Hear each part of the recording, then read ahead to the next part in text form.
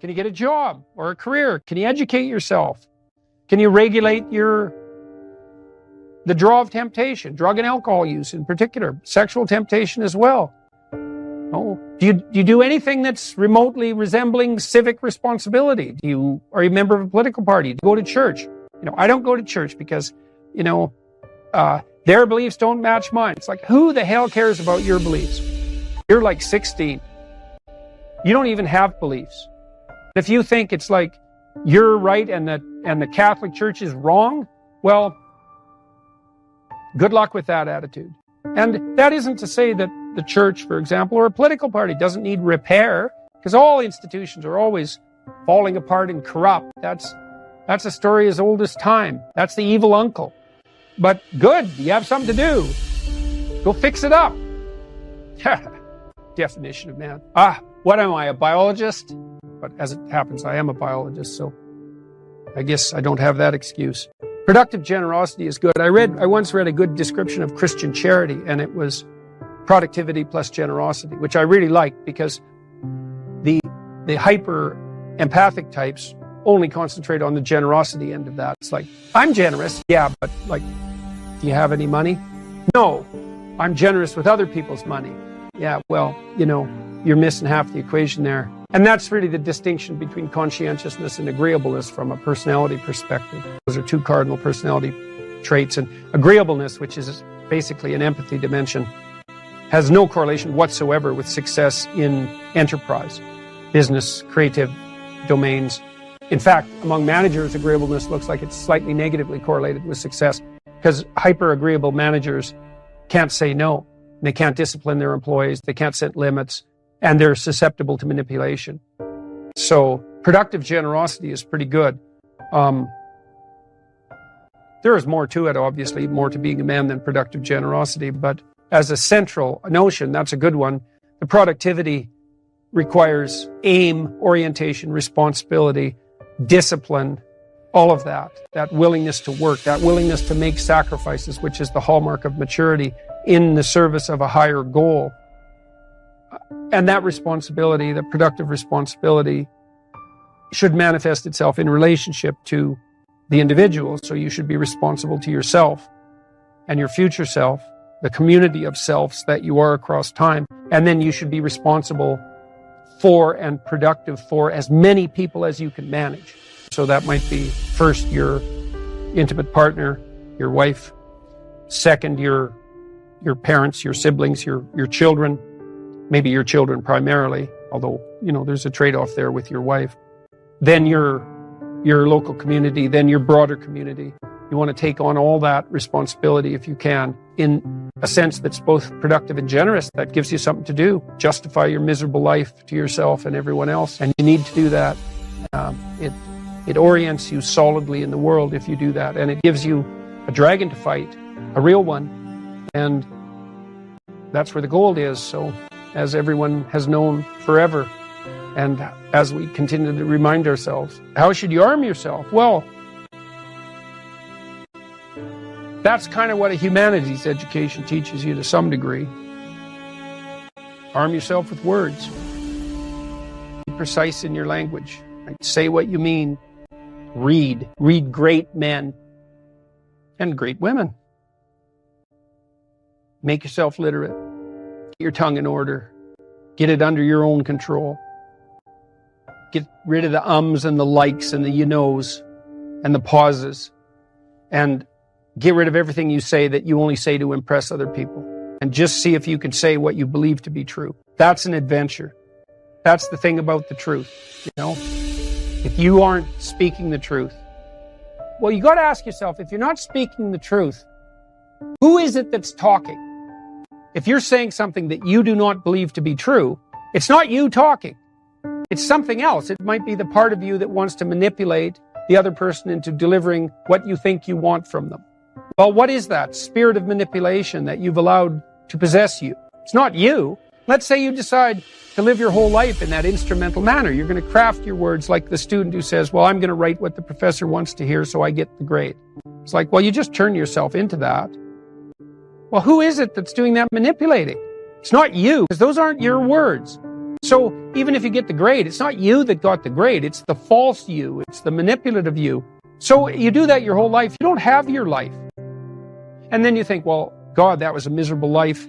I manipulated everybody. They were so damn stupid. They were sucked in by it. They're all contemptible. Everyone does it, you know, which they don't, by the way. And so that's a pathway to bitterness. Partly because if you're a manipulator and you use your language falsely, you don't live your own life. You live the life of whatever possesses you when you think it's you manipulating. And so you live the life of the spirit of manipulation. And there's no difference between that in some fundamental sense and demonic possession. So if that's what you want, go right ahead. But what you miss is the adventure of your own life. You know, because if you say what you think, this is a really important thing to understand. You have no idea what will happen if all you do is say what you think. Because you have to let go of everything. Just to do that, you have to assume that there isn't anything better that can happen than what happens if you tell the truth, no matter what happens. Because you say, you know, I'll tell the truth and I get in trouble. It's like, well, is that good or bad? Well, it's not so good when it's happening. When you get in trouble, that can be devastating. But in the medium term or the long term, I mean, in my situation, I've gotten in trouble plenty of times for things I've said. Many times I thought, you know, that was fatal, that was the end. I said something or it was misinterpreted. But often I said something that you know, I was going to get taken out. I was going to get canceled, and that was the end of my reputation. And every single time, and I hope partly because I didn't say things that I didn't think were true, every single time it switched around. And so eventually, the cancellation attempt not only failed, but massively backfired. But man, living in that gap between when the pressure was on, let's say, and it turned around, that wasn't pleasant. But it's certainly adventurous because you don't know what's going to happen. And maybe that is the adventure of your life, right? Imagine that the world was constituted so that the true adventure of your life emerged as a consequence of truth in speech and action. Because that would be reflective of the real you. So it would be you living. And then imagine that the adventure that would occur if you dwelled in the truth would be so overwhelming that it would justify all the suffering. And I think that's true. The great people I know are brutally truthful to themselves and other people. And they have insanely adventurous lives. And they also get more and more and more competent. I've talked to my daughter a lot about this. My daughter runs my companies. My daughter didn't know much about business when she started, and she was pretty sick too, and she didn't know a lot. And so it was easy for people who thought they knew a lot about business to pull the wool over her eyes. But Michaela has the ability to ask stupid questions, and we've talked about that a lot. It's like, you only have to ask a stupid question once if you're alert. You ask a stupid question, and if you're in a crowd and you ask a stupid question, 80% of the people in the crowd have the same question. They're just too cowardly to ask. But you ask and then someone actually tells you, you never have to ask that question again.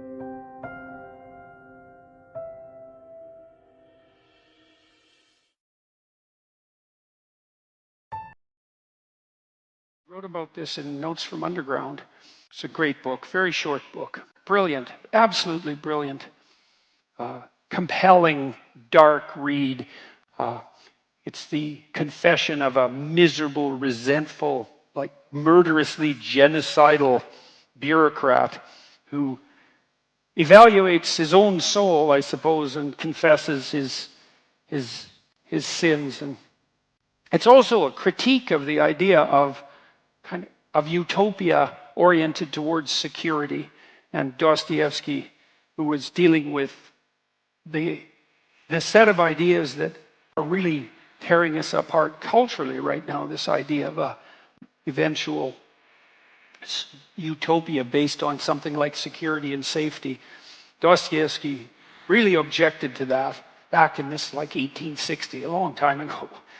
He said, you know, the thing about people that you don't really understand is that, he said, fundamentally we're ungrateful and we can curse. That's what distinguished us from the animals, which I thought was pretty damn comical. But he said something very interesting. You know, he said, if you set up a utopia so that all people had to do was eat cakes and busy themselves with the continuation of the species, that, yeah, right, Russian humor, that after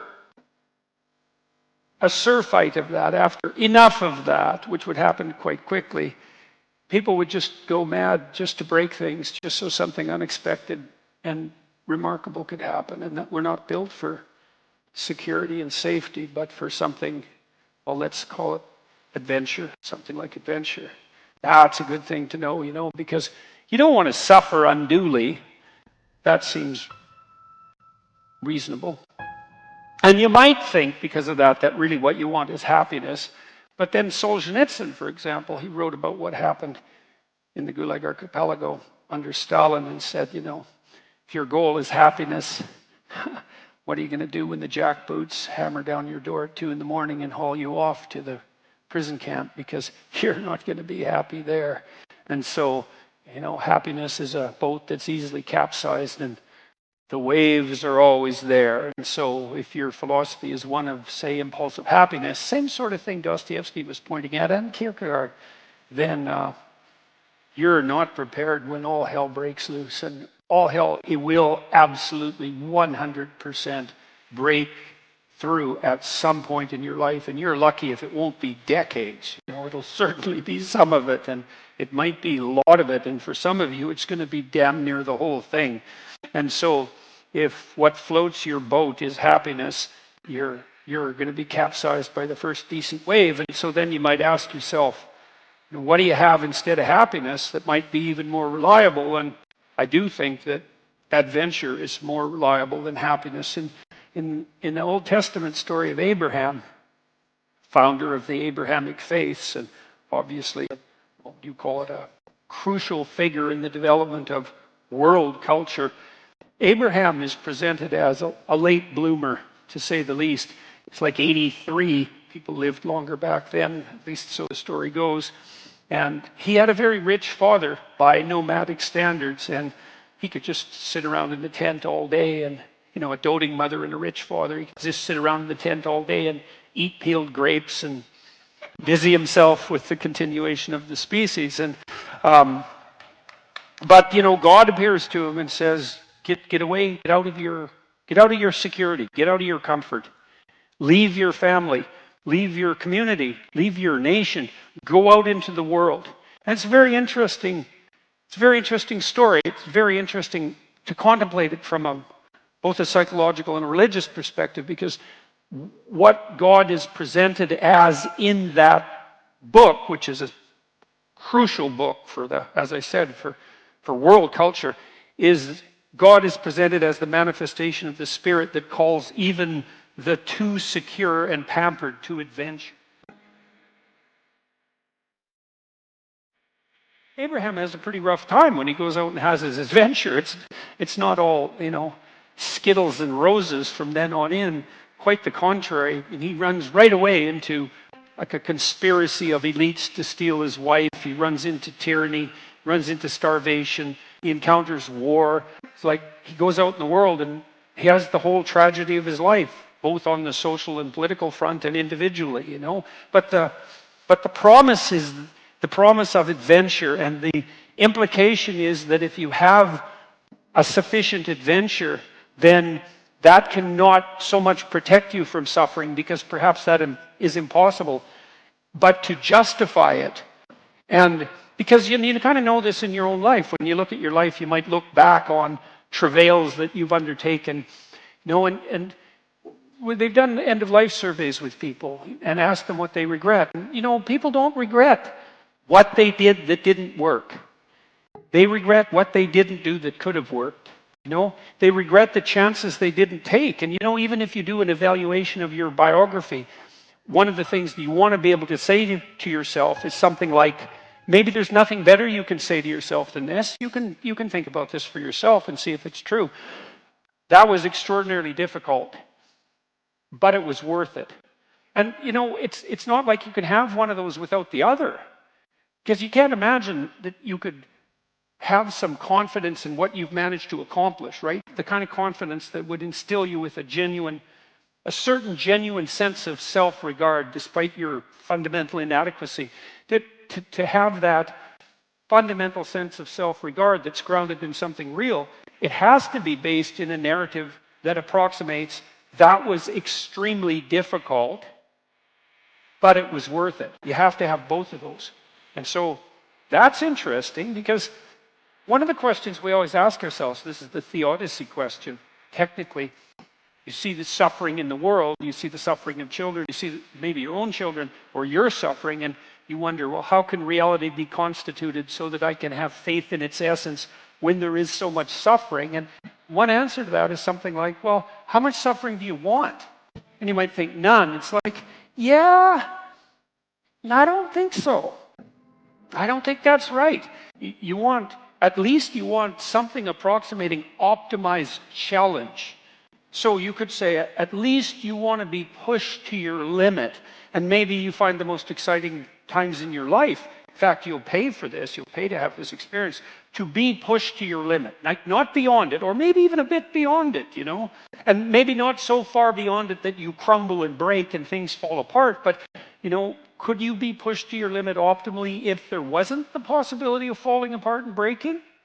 Like, that's an open question. How are you ever going to take something seriously if the consequences aren't actually serious?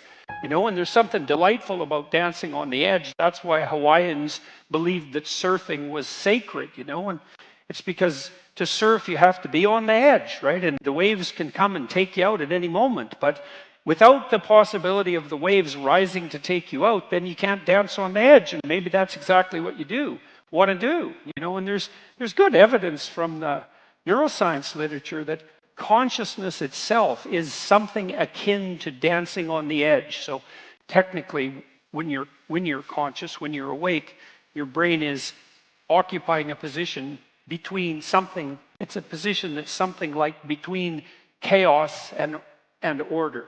And if your brain's maximally ordered, well, you're just bored, nothing is changing. And if you're chaotic, then it's anxiety and catastrophe. But you want to be positioned right between those two, and that's when your consciousness is optimized, you know? And when your consciousness is optimized, then you're deeply engaged in life and everything seems alive and meaningful. And maybe that's the solution in some profound sense to the problem of suffering. It's that you optimize your interaction with chaos rather than being protected all the time from everything that could hurt you. You kind of know this too if you have kids, because you don't want to keep your kids in an infantile state, and because when they're infants, pretty much what you do with them, say they're 6 months and younger, is you just keep them secure and safe, right? You just provide everything that you can for them. You have to do that because, well, what are they going to do? They just lay there fundamentally and squawk now and then. I mean, it's not like they're ambulatory. They can't go out and do things for themselves, and so it's up to you, and your goal is to keep them secure and safe. But once they start being able to move around, then increasingly it's sort of up to them. And if you have any sense as a parent, the psychoanalysts used to say, the good mother necessarily fails. And what did they mean by that? They meant, well, you know, if you're committed to your infant when you're a mother for the first 6 months, it's like it's all the kid, 100%, full self-sacrifice devoted towards the infant. That's the right attitude. But even by 9 months, child can crawl around quite a lot. They're developing something of an independent will. You start handing them challenges. You start handing them responsibility, and you keep them on the edge. And some of your kids are going to be able to be pushed harder than others. And part of the reason you have to develop a relationship with your kids, and your husband for that matter, is so that, you know, you can keep them dancing on the edge, on the proper edge. And that's even better than the mere provision of security.